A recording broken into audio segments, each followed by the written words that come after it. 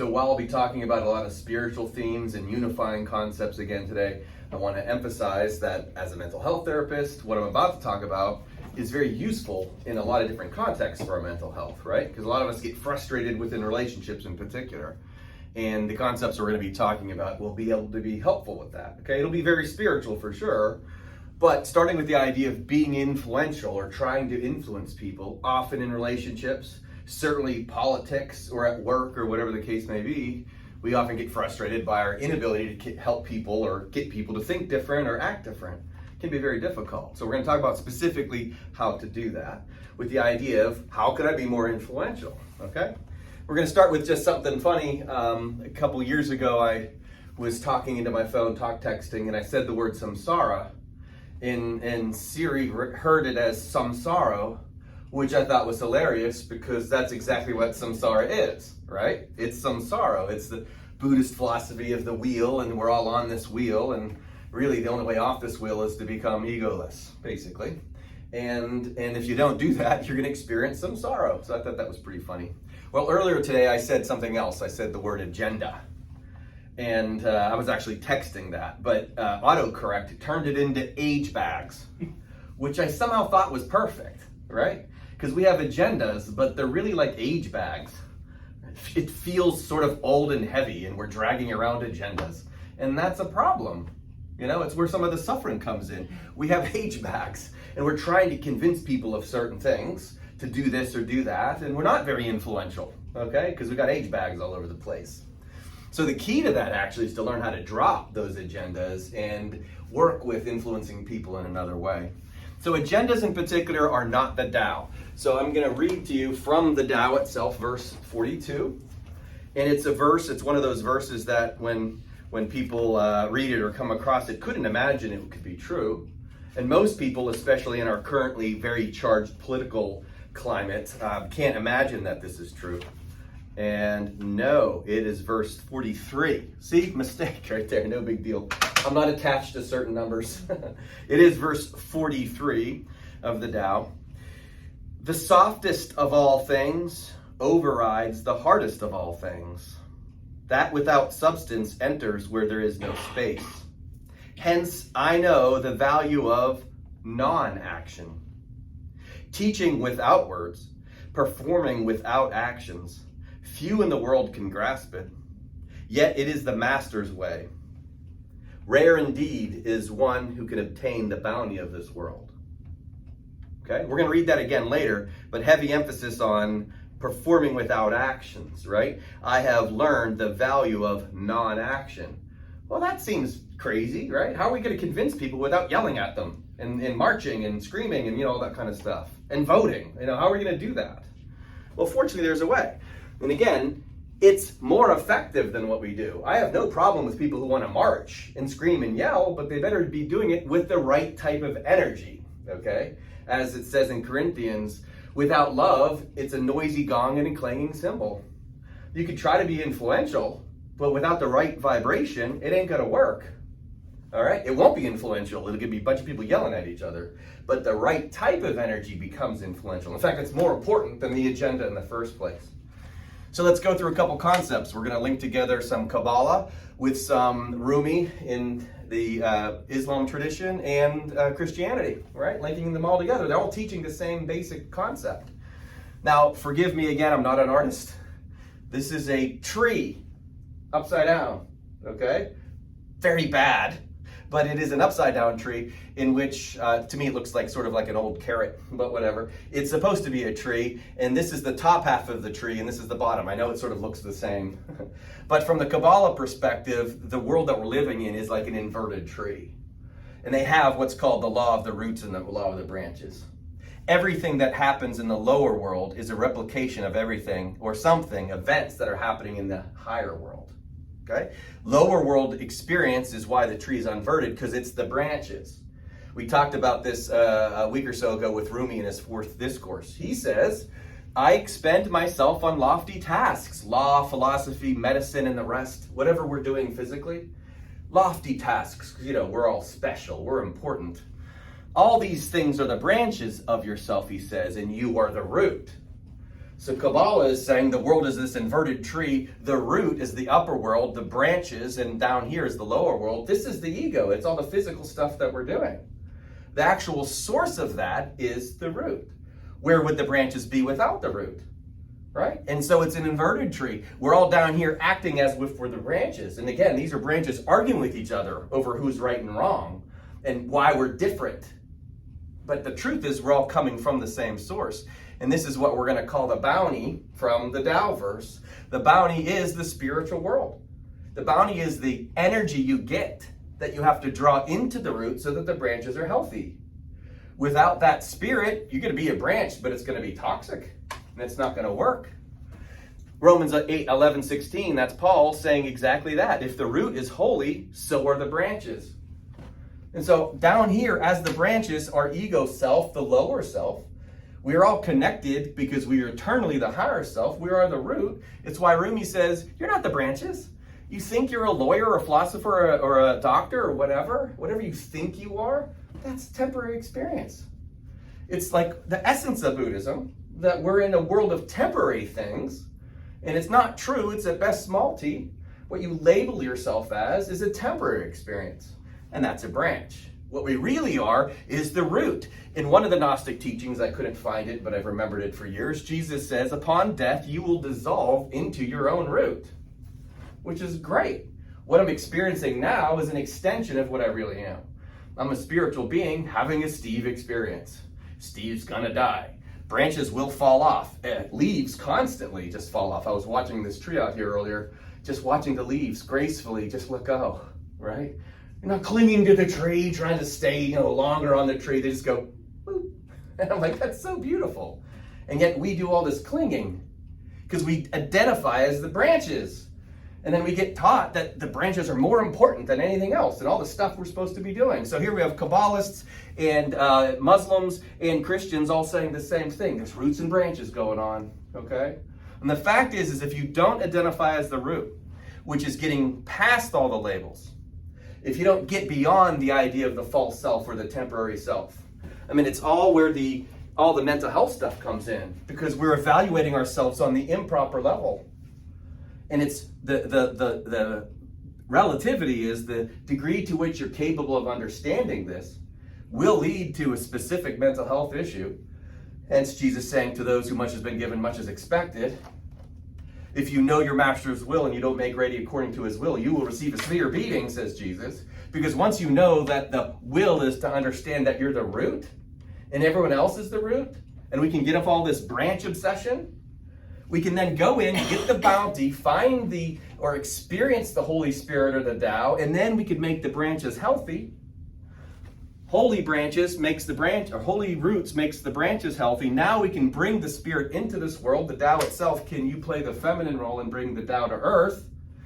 Bringing the Tao to earth is exactly that. Now all of a sudden we're filled with Spirit. So let me read it again. The 43rd verse of the Tao. The softest of all things overrides the hardest of all things. So again, imagine a debate, as I've said a few times before. If I'm ever the moderator of a debate, I have no idea why I would, but if I ever were, I would ask each candidate, we're going to do something different this evening. I'm going to ask you questions, but I want you to argue from the other person's perspective. I want to know how much you understand the other person's ideas and concepts and where they're coming from. And then I'll vote for the person who does that best. Okay, let's go, right? Truly understanding your enemy and where they're coming from instead of what we've currently got going on, a bunch of people arguing, I'm right, you're wrong, period. That's a bunch of branch work, okay? Well, seems crazy because we're supposed to argue everybody. I thought we're supposed to force our will upon people. And yet here we have the Tao. The softest of all things overrides the hardest. Because what's happening there? The person who can get into their true nature, realize that they're the root, tap into divinity, bring the Tao to earth, all of a sudden has a different energy. They have a different spirit. As Manuel Swedenborg says, every word is spiritual. And so, as I say, Charlie Brown's teacher, wah, wah, wah, wah, wah, is what most of us sound like all the time. But if there's spirit backed up by those words, then it's going to be valuable, okay?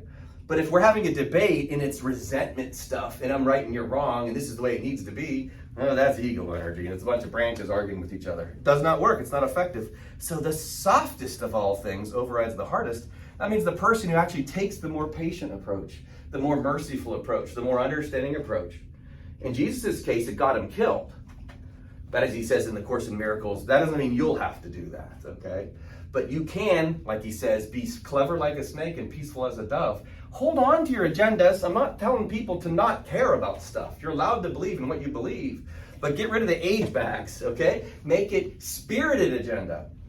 And if you're going to try to influence somebody, do it with love, okay? And we're not doing that. It's usually fear and shame and guilt and resentment and all of that. And I'm better than you. That doesn't help anybody find their own route. It's not very inspirational either. I know the value of non-action. He's specifically talking about you don't have to be doing anything. Course in Miracles says exactly that. You need do nothing. In Chinese philosophy, Wu Wei, and Wei Wu Wei, which is intentionally not acting, doing without doing.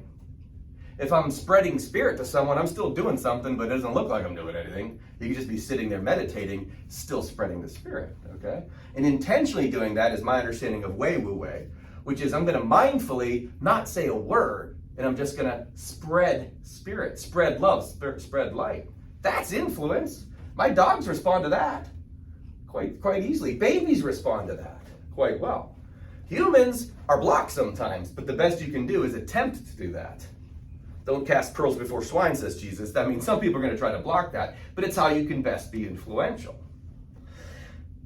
Teaching without words, Buddhist teachings include the best, I've seen this, the best counseling sessions are done without words. And it almost doesn't matter what you say, but it does matter. I've had clients say this too, that they don't know what I'm talking about when I'm talking about quantum physics sometimes, but they like the way I say it, but that's because I don't judge people. And that's what we're supposed to do with each other, right? Wherever you're coming at us from, whatever angle you come at me from or each other, you can still look at the person with spirit, light, and love. Doesn't matter what level they're at. Just love them no matter what. Teaching without words, performing it without actions, few in the world can grasp it. Why? Because the ego thinks it needs to be busy, right? The ego thinks it's doing. Remember, we're human beings.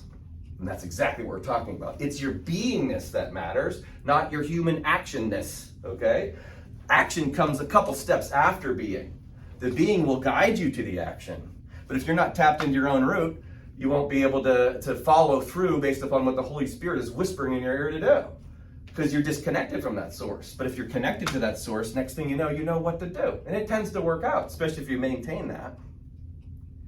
This is the master's way. Rare indeed are those who can obtain the bounty of this world.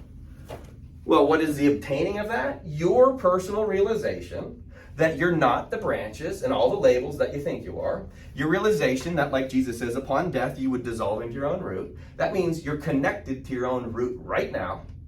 You never weren't. You were born connected to the root. Then you had a bunch of ego identity labels placed upon you. Then you added some yourself. And then you realize life isn't working, I'm suffering somehow, and then you started to peel back the layers. And if you peel them all the way back, you go, oh, I get it, we're all one, okay? I don't need to judge another person for any other reason, for no reason other than John 7:24, when Jesus says to judge correctly. People often forget that. Jesus says not to judge. Well, no, he does say to judge correctly. Do not judge by mere appearance, he says. Judge correctly. Mere appearance is look at your branch. Your branch is different than my branch. And this is what you should do. No, this is what you should do. Argue. Well, the correct judgment is namaste. Okay, I get it. You're coming from the same source as me. You have access to the same bounty as I do. Okay? In fact, that's our home. As the Kabbalah law of root and branch says, there's an upper world and then a lower world, and nothing that's happening down here is happening because of anything we're doing in the lower world. It's only your connection to what's happening in the upper world, your higher self, that leads to your actions in the lower self. Disconnect from that, now you're going to be more evil. But Jesus says, forgive them because they don't know this. Most people don't. And all the stupid things that we've done in our lives happens because we're disconnected from source. And like Buddha says, it's conditioned ignorance. Most of our culture, especially Western Pennsylvania, I don't want to say that. Most of this country's like this, so I'm not going to condemn Western Pennsylvania. Go Steelers. I will condemn the Steelers right now, though. All right, not so good. Anyhow, whatever. Stay hopeful. The rest of the world, most of this country, is stuck in the branches level. And it's thinking we're doing something. That's the hilarious irony of all this. You're not doing nothing that the energy inside of you isn't motivating you to do.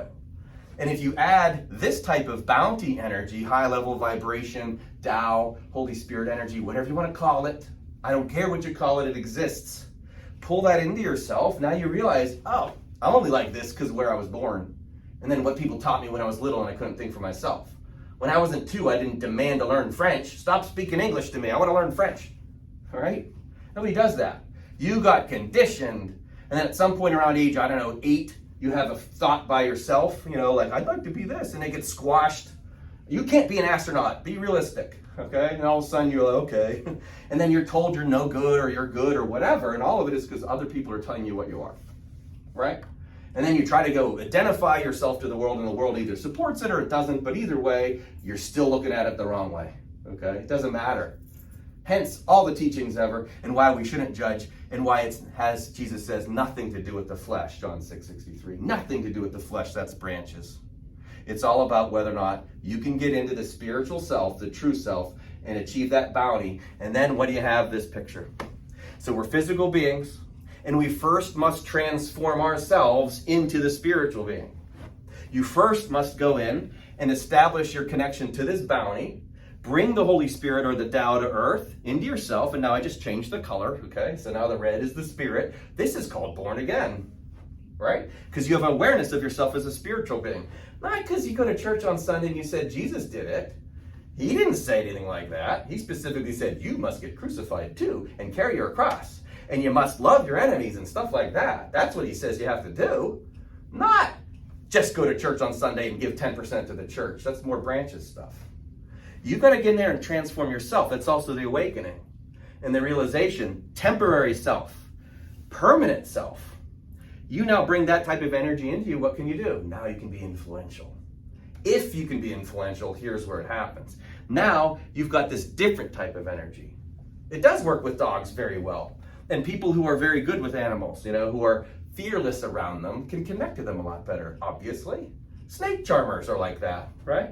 Well, what if you're not afraid of people? What if you're not judgmental of people? What if we had, one congressman or senator who could cross the aisle and actually authentically shake the other person's hand? Maybe there's a couple out there, not to be judgmental. But it sure would be nice if we had people thinking that way. And then the side that is correct, I'm doing this very carefully, the correct side that's more influential is going to win a lot more elections. Because once this energy is transmitted at this person, that person, notice I've got them a little red, a little black, you can start to penetrate a little bit. You could spread, like it says in the Tao, the energy, the spirit, the bounty goes into places where there are no spaces. It isn't a physical thing. It just somehow starts to wake the other person up. Why? Because you're not in judgment of them. Because you literally love them right where they're at. So there's the key. Buddha's last words, strive for your own liberation with diligence, which means job number 1, you do it. Jesus, do not worry about the speck in your neighbor's eye when you have a log in your own. What does that mean? You do it. Stop telling other people what to do. Now, I know it looks like I'm telling you what to do. That's fair. Okay? But I'm very well of my own hypocrisy when I don't do it. Because I feel it. I feel the pain. And if I judge someone, or I worry about Tom Brady too much, or whatever I'm experiencing in the physical world, I'm not doing it. I'm also not going to be influential. So I'm aware we have to practice spiritual teachings. And then if we're not doing it, we're called a hypocrite. But I'm not telling you what to do physically. That's not what it's about. We're not down here to tell each other what to do physically. We're supposed to influence each other spiritually. And so Buddha's last words, strive for your own liberation with diligence, right here, okay? Your own liberation is to realize you're not a physical being, not permanently. You're temporarily a physical being. You're temporarily a branch. You could have easily come out on this side or on that side. I mean, come on. Depends on where you're born and your genetics and how you were raised and all that kind of stuff. That's why we're different. And we should celebrate that, but that includes everybody. We should celebrate everybody, not just those who disagree with or agree with us. What good is it to gain the whole world and lose your soul, says Jesus? What good is it if all we're doing is working on branch stuff? What happens to the roots when that's all we do? Tree's gonna die, okay? So pulling it all together, we've got one job. First, transform yourself very clearly, okay? It's also the most effective mental health thing going on. The more you work on your connection to the God or your God as you understand that God and bring that spirit into you by practicing virtues like we talked about last week, the more you do it, the more pure your energy is, the more high vibrational it is. The more you can then go bring it in through age bags, okay, with your agendas, whatever they may be. Give them a shot. You also won't care that much anymore. It's okay if you don't get your way. Every spiritual teaching is about that. Jesus certainly didn't like the idea of getting killed on a cross, but not my will be done, thy will. He knew he had to give it over to his connection to this bounty. Final analysis, that's all our job too. He's the shepherd because we follow him that way. And all the prophets say the same thing. As we keep pulling out every week, they're all saying the same thing. Branches, roots, your job is to connect to the root, bring the bounty into the world, and then you can be influential if the other person's even open to it.